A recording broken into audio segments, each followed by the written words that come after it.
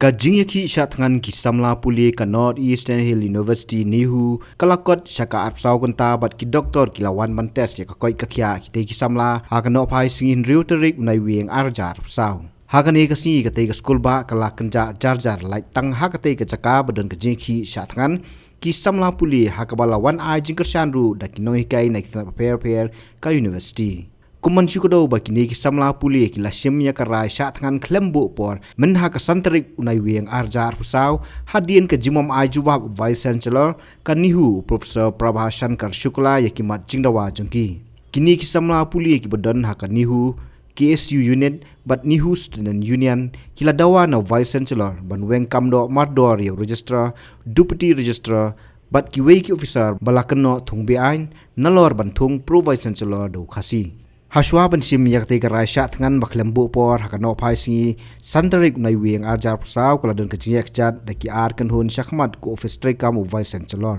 Habala poi shakate ka chaka ki Samla no yalam kila rung shak ka kamra Treikam vice chancellor hakaba lami ka jingan yak tien bat hadien kani ki Samla kila penpena ban penlong da ka jiki da ka ba Shah Thngan na plau office Treikam vice chancellor.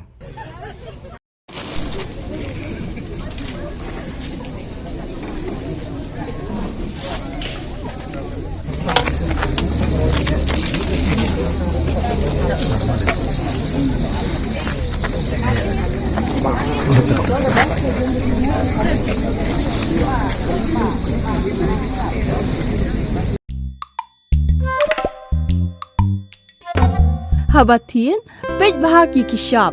plus F Ka plus F hakabam bangibam dunaki eki batay kamet namar kata habathiru atau khau kamlu ka umpnyang kadut pej ya ka Shah plus F haka jingsom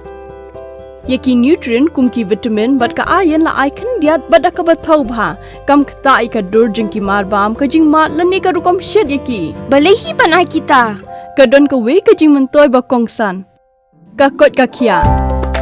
ka nutrition bakam bha ka jing im bakam bha pendon kam daki marba modon ka Shah plus F menta kasni lawan ra shapi lingba ko office jong commissionerate of food safety Meghalaya